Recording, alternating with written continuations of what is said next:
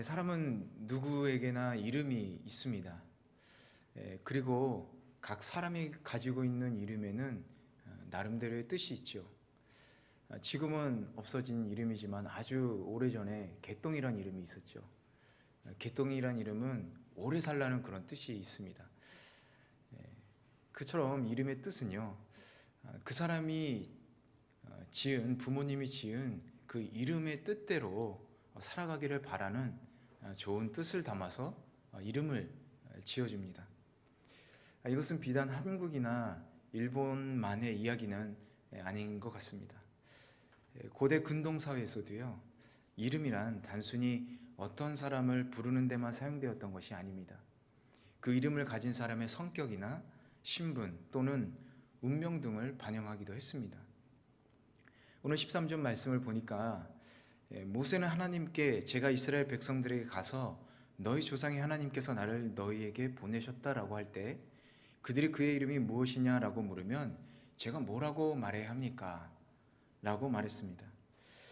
여기서 그의 이름이 무엇이냐라는 것은 그의 이름은 하나님의 이름이 무엇인지 이스라엘 백성들이 모세에게 묻게 되는 그런 상황을 나타내고 있죠. 그러자 하나님께서 이렇게 대답하십니다. 우리 14절 15절 다시 한번 읽어보도록 하겠습니다. 시작. 하나님께서 모세에게 말씀하셨습니다. 나는 스스로 있는 자다. 너는 이스라엘 백성들에게 말하여라. 스스로 있는 자가 나를 너희에게 보냈다라고 말이다. 하나님께서 또 모세에게 말씀하셨습니다. 이스라엘 백성들에게 말하여라. 여호와 너희 조상의 하나님 곧 아브라함의 하나님, 이삭의 하나님, 야곱의 하나님이 나를 너에게 보내셨다라고 말이다. 이것이 내 영원한 이름이요 대대로 기억해야 할 내 이름이다. 나는 스스로 있는 자다. 이 원어 자체를 번역하면 나는 영원히 존재하는 자로 존재한다입니다. 어렵죠? 인간의 시간 개념처럼 시작과 끝이 있는 것이 아니고 영원부터 영원까지 언제나 존재하시는 분이기 때문에 결국엔 나는 스스로 존재하는 자로 번역이 된 것입니다. 그리고 스스로 존재하는 자란 어떻습니까? 우선적으로는 하나님의 자존성을 강조하고 있지만 다른 모든 신들이 존재하지 않는 그런 거짓 신들에 비해서 이 하나님은 분명히 살아서 존재하시는 분이시다 라는 것을 강조하고 있는 것이죠. 또한 15절에 보니까 여호와 너희 조상의 하나님이라고 말씀하고 계십니다. 여호와란 이름은 하나님과 그 백성의 언약 관계를 나타낼 때 사용됩니다. 즉 아브라함, 이삭 그리고 야곱이 섬기던 하나님, 그 이스라엘 조상들과 언약을 맺고 영원히 살아계신 그 하나님께서 언약을 지키신다. 그 하나님을 기억해라. 이렇게 하나님은 말씀하고 계시는 것입니다. 이렇게 우리가 이름을 부르는 하나님, 어떤 분이신가를 아는 것은 굉장히 중요합니다. 그것을 통해서 하나님뿐만이 아니라 그 하나님의 이름을 부르고 있는 자신의 존재를 깨닫게 되기 때문에 그렇죠. 모세를 통해서 스스로 존재하는 자, 여호와 하나님이라고 하나님의 이름을 들은 그 이스라엘 백성들은 어땠을까요? 아, 그렇구나. 원래 우리는 이 애굽의 노예가 아니었어. 아브라함, 이삭, 야곱의 자손이지. 그리고 우리 조상들과 언약을 맺은 전지전능하신 하나님이 지금도 살아계셔서 우리와 언약을 맺으시고 계셔. 이렇게 깨달을 수 있었을 것입니다. 마찬가지로 우리도 하나님을 믿는 신앙을 통해서 하나님은 어떤 분이시고 또 하나님과 관계 속에서 우리 자신이 어떤 존재인가를 알아야 하는 것입니다. 하나님을 믿고 따르는 사람들에게도 이름이 주어져 있습니다. 하나님을 믿고 따르는 사람들에게는 성도라는 이름이 주어져 있는 것이죠. 저와 여러분에게 성도라는 이름이 주어진 겁니다. 성도는 거룩함을 따르는 이라는 뜻입니다. 하나님을 믿고 하나님의 거룩한 뜻을 따라서 사는 사람이 바로 성도인 것이죠. 그것이 바로 우리들의 이름인 것입니다. 예전에 제가 한국에서 사역을 하고 있을 때 결혼하고 또 아내가 임신을 하게 됐습니다. 거리가 상당히 멀어서 꽤 힘들어 했었는데요. 한 번은 시간을 맞춰서 같이 출근을 하게 되었습니다. 그래서 전철을 탔는데 노약자 그리고 임산부가 앉는 우선석 자리가 한 자리가 비어 있어서 아내가 거기에 앉을 수가 있었어요. 그런데 다음 정거장에서 한 중년 남성이 탔는데 아내를 보더니 갑자기 막 이렇게 다가와서 뭐라고 이렇게 얘기를 하려고 하다가 그 임산부 배지라는 게 있는데 그걸 보더니 아무 말 없이 그냥 이렇게 서서 가는 거예요. 아마 젊은 사람이 왜 우선석 자리에 앉아 있어 이렇게 얘기를 하고 싶었던 것 같아요. 그리고 또 계속 그렇게 가는데 중간쯤 가서 한 노년의 부부가 전철을 탔습니다. 근데 그 할머니께서 갑자기 젊은 사람이 왜 거기 앉아 있어 이렇게 소리를 치면서 저희 쪽으로 오는 거예요. 그래서 제가 임산부입니다 이렇게 얘기를 했어요. 그랬더니 그 처음에 따지러 왔던 그 중년 남성분이 옆에 서 계셨는데 맞아요, 이분 임산부예요, 앉아도 됩니다 이렇게 얘기를 하니까 그 할머니께서 이렇게 째려보면서 가시는 거예요. 다행히 다른 분이 자리를 양보해 주셔서 잘 해결되었는데 문제는 여기부터입니다. 그 할머니가 전화를 하는데 이러는 거예요. 아주 상냥한 목소리로 아이 권사님 그러셨어. 아이 그러면 어떡해. 권사님이 점심을 싸야 되겠네. 그 큰 소리를 치던 할머니는요 크리스찬이었던 겁니다. 저는 성도의 모습이 전혀 보이지 않았기 때문에 그분이 성도인지는 알 수 없었어요. 하지만 전화하는 내용을 듣고 아 성도구나, 교회를 다니시는구나 알고 있었죠. 말 그대로 이름만 성도였던 것입니다. 초대교회 때부터 성도라고 불리기 시작했던 건 단지 그 이름으로 성도라고 불리고 또 그들 스스로가 자칭해서 불려진 것은 아닙니다. 그들의 말과 행동을 보고 그렇게 성도라고 불리기 시작했던 거예요. 하나님을 믿는 성도들에게는 세상 사람들과 다른 거룩함이 있었기 때문에 성도라고 불리기 시작했던 겁니다. 마찬가지로 우리의 행동과 성품을 통해서 성도의 이름이 드러나야 하는 것이죠. 우리가 교회 안에서만 이렇게 상냥한 척하고 또 겸손한 척하는 것이 아니라 밖에서 나가서도 우리의 모습이 겸손하고 또 하나님의 거룩함을 드러내는 말과 행동이 되어야 하겠습니다. 오늘 우리 가운데 나는 성도입니다, 나는 크리스찬, 예수 그리스도의 도를 따르는 사람입니다, 이렇게 자신 있게 말할 수 있는 사람은 얼마나 있을까요? 여러분, 예수님께서는요 우리에게 이 성도라는 이름을 주시기 위해서 십자가에서 고통당하셨습니다. 그 예수님의 고난과 피 흘림이 있었기에 우리에게 성도, 크리스찬이라는 거룩하고 귀한 이름이 주어지게 된 것입니다. 이렇게 값지게 주어진 이름을 우리는 과연 그 깊은 뜻에 따라서 얼만큼 그 이름의 뜻대로 살아가고 있습니까? 15절에 보니까 이것이 내 영원한 이름이요 대대로 기억해야 할 내 이름이다 라고 하였습니다. 여러분은 예수님의 이 이름을 기억하면서 과연 어떤 생각을 하시고 어떤 생각을 하십니까? 그 십자가의 사랑을 기억하며 주님 앞에서 나의 죄를 회개하며 주님의 거룩한 보혈의 용서를 구하고 계십니까? 주님의 말씀을 기억하면서 내 뜻이 아닌 주님의 뜻에 순종하며 서로 사랑하고 협력하며 살고 계십니까? 우리의 모습이 그 소리를 치던 할머니와 같이 이중적인 모습이 되지 않기를 바랍니다. 물론 그것은 우리 목회자와 또 교회 리더들 포함해서 모두가 해야 하는 것입니다. 우리 오늘 말씀을 통해서 성도의 이름에 걸맞는 거룩한 생활과 또 그 말씀에 따르는 복된 성도들 되시길 주님의 이름으로 간절히 축원합니다. 우리 16절에서 18절 같이 한번 읽어보도록 하겠습니다. 시작. 그러니 너는 가서 이스라엘 장로들을 모으고 그들에게 말하여라. 여호와 너희 조상의 하나님 곧 아브라함과 이삭과 야곱의 하나님께서 내게 나타나 말씀하셨다. 내가 너희를 지켜보고 있었고 이집트에서 너희가 당한 일을 보았다. 그러니 내가 이미 말한 바와 같이 내가 너희를 이집트의 고통에서 이끌어내어 가나안 족속과 헷 족속과 아모리 족속과 브리스 족속과 히위 족속과 여부스 족속의 땅 곧 젖과 꿀이 흐르는 땅으로 인도할 것이다. 그러면 이스라엘의 장로들이 내 말을 들을 것이다. 너는 그 장로들과 함께 이집트 왕에게 가라. 그리고 그에게 말하여라. 히브리 사람들의 하나님 여호와께서 저희를 만나 주셨습니다.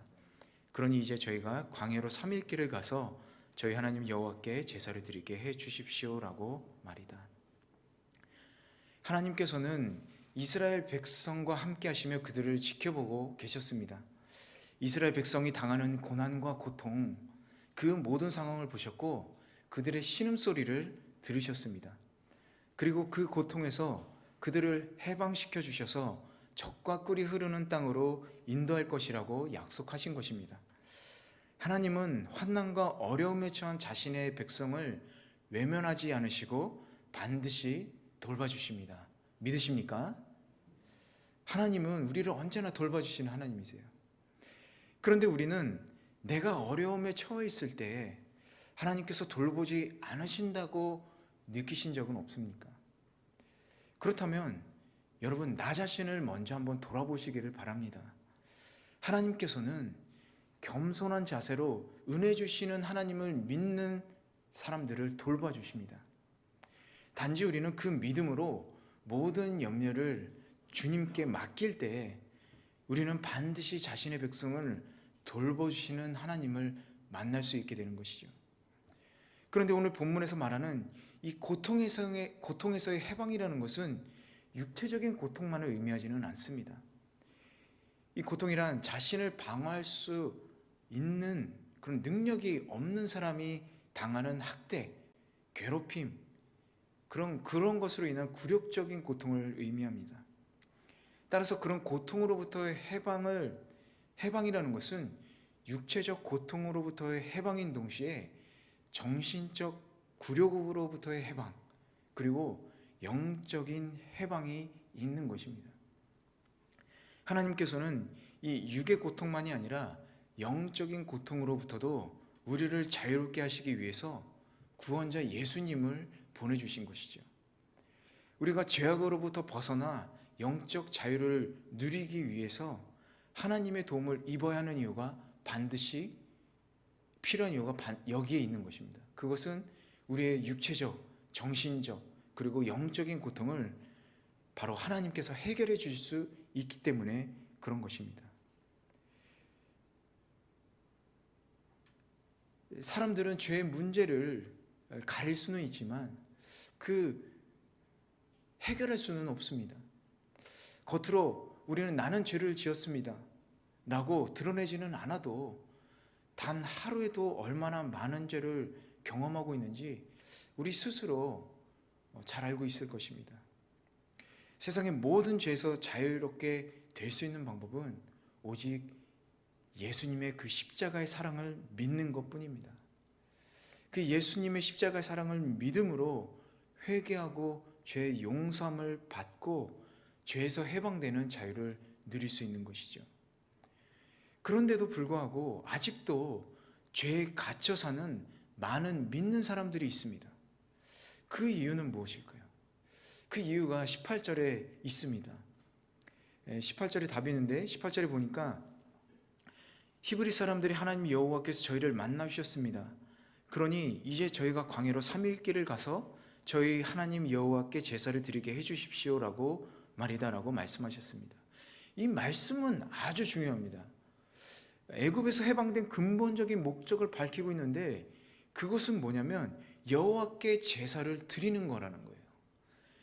여호와께 제사를 드리는 겁니다. 구약 시대에 있어서 이 제사 의식은 하나님과 그의 백성 사이의 인격적 관계를 유지시키는 가장 핵심적인 요소였어요. 이 구약의 제사를 통해서만이 하나님과 관계를 맺을 수가 있었던 것입니다. 따라서 여호와 하나님께 제사를 드린다는 것은 이제 더 이상 애굽의 우상들을 섬기거나 바로의 명령을 따르지 않고 바로 하나님과의 관계를 맺으면서 하나님의 말씀대로 살겠습니다라는 그런 의미가 이 말씀 속에 포함되어 있는 거예요. 여호와 신앙을 중심으로 살겠다라는 그 다짐이 있는 겁니다. 우리가 예수 그리스도를 믿고 회개함으로 죄에서 해방되었다면 이제는 세상에 따라 살지 않고 죄에 따라서 살지 않고 오직 예수님만을 따라 살겠다라는 그런 의미가 있는 거예요. 진정한 믿음에는 세상 중심이 아닌 예수님 중심으로 살겠다는 다짐이 반드시 포함되어 있는 것입니다. 여러분, 믿음의 고백을 할 때 회개만이 아니라 예수님 중심으로 살겠습니다라는 그 다짐, 여러분 결단을 하셨습니까? 혹시 하지 않으셨다라면 지금이라도 늦지 않았습니다. 다시 한번 주님 앞에서 다짐하시기를 바랍니다. 우리 다시 한번 함께 주님께 고백하기를 원합니다. 저를 따라서 함께 고백하겠습니다. 나는 예수님만 따라 살겠습니다. 나는 예수님 중심으로 살겠습니다. 아멘. 그대로 사시기를 축원합니다. 여러분이 결단하며 나아갈 때 영육 간의 완전한 자유를 누리는 복된 성도 되시길 주님의 이름으로 축원합니다. 우리 마지막 19절에서 22절 한번 같이 읽어보도록 하겠습니다. 그러나 강한 손으로 치기 전에는 이집트 왕이 너희를 보내주지 않을 것을 나는 안다. 그러므로 내가 손을 뻗어 그들 가운데 행할 모든 기적으로 이집트를 칠 것이다. 결국 이집트를 치고 나야 그가 너희를 보내줄 것이다. 그리고 이집트 사람들로 하여금 이 백성들에게 호의를 베풀게 해 너희가 떠날 때 빈손으로 가지 않게 해줄 것이다. 모든 여자는 각자 자기 이웃의 여인이나 자기 집에 사는 이방 사람에게 은폐물과 금폐물과 옷을 달라고 해서 너희의 아들, 딸들을 꾸며주어라. 너는 이렇게 이집트 사람들의 물건들을 빼앗게 될 것이다. 모세가 장로들과 이집트 왕에게 나아가더라도 이 이집트의 왕은 허락하지 않을 것입니다. 그리고 하나님께서 행하실 모든 기적으로 이집트를 친 후에야 보내줄 것이라고 말씀하고 계십니다. 하나님께서는 언제나 우리들을 돌봐주십니다. 그러나 우리가 잊어서는 안 되는 것이 하나님께서 돌봐주신다는 것이 우리에게 어려움이 닥치지 않는다는 것을 의미하지 않는다라는 거예요.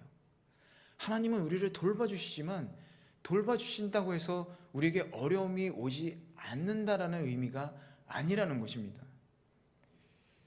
우리 인생 중에서 하나님을 위해서 우리가 살고 또 하나님을 위해서 일을 하고 있다고 하더라도 우리 인생 중에 어려움은 반드시 찾아오게 되어 있죠.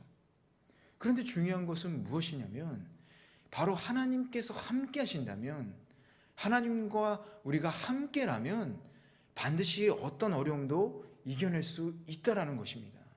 왜냐하면 하나님께서 우리를 그 이겨낼 수 있는 힘을 주시고 우리를 그 돌보심으로써 그 어려움에서 건져주시기 때문에 그런 것입니다. 뿐만 아니라 하나님은 그 어려움에 대한 보상도 반드시 해주신다라는 것입니다. 21절 22절을 보니까 하나님께서는 이스라엘 자손들이 출애굽할 때 애굽인으로부터 많은 재물을 취하여 갖고 나가게 될 거라고 말씀하고 계십니다. 이 예언은 실제로 이스라엘 백성들이 애굽을 떠날 때 그대로 성취됩니다. 그런데 이처럼 이스라엘 백성이 애굽인들로부터 재물을 취한 것은 약탈이나 도적질이 아니었죠. 강제로 뺏은 게 아니었습니다. 그것은 애굽인들 스스로가 내어준 것이죠. 이스라엘 백성들이 그동안 애굽인들에게 당한 그 노역과 억압을 하나님께서 갚아주신 것입니다. 오늘날 우리 성도들은 세상에 살면서 이 악인들로부터 억압과 고통을 당합니다. 악인이 아니어도 우리가 살면서 많은 억울한 일과 불이익을 당할 때가 있지 않습니까? 그러나 우리는 조금도 위축되거나 억울해할 필요가 없습니다. 왜냐? 하나님께서 마지막 때에 우리를 구원하시는 날 친히 원수를 갚아주시고 우리가 당한 고통을 갚아주시기 것이기 때문에 그렇습니다. 이사야서 25장 8절에 보면 이렇게 기록되어 있습니다. 주 여호와께서 모든 얼굴에서 눈물을 닦아주시고 주의 백성들의 수치를 온 땅에서 씻어내실 것이다. 이것은 여호와께서 말씀하신 것이다. 하나님은 한 번 하신 약속은 반드시 지키십니다. 이 시간 우리들의 고난과 또 슬픔과 또 억울함이 있다면 우리 주님 앞으로 가져가시기를 바랍니다. 우리 주님께서 우리들의 마음을 위로해 주시고 또 우리들의 흘리는 그 눈물을 주님께서 손수 닦아 주실 것입니다. 이스라엘 애굽에서 구원하여 약속의 땅으로 인도해 주신 그 하나님, 그분께서 그 약속에 따라 택하신 우리 성도들을 이 땅 가운데서 구원하시고 또 영원한 약속의 땅으로, 천국으로 우리를 인도해 주실 것입니다. 그 기간이 얼마나 될지 우리는 알 수 없습니다. 그 기간이 우리에게 있어서 고통의 시간들이 따를 수도 있습니다. 그러나 우리 하나님을, 우리를 돌봐주시고 또 우리를 위로해 주신 하나님을 기대하면서 오늘 하루 그 하나님께 기대하며 오늘 하루를 살아가기를 원합니다. 우리는 이 약속을 확신함으로써 어떤 어려운 상황 가운데서도 흔들리지 않는 견고한 믿음으로 이 땅 가운데서 살아가야 하겠습니다. 우리 모두 어려운 시기를 지나고 있습니다. 우리 이런 때일수록 우리를 돌보시는 주님만을 믿고 더욱더 의지하시기를 바랍니다. 반드시 하나님께서 우리를 이 땅의 모든 악으로부터 건져내실 것입니다.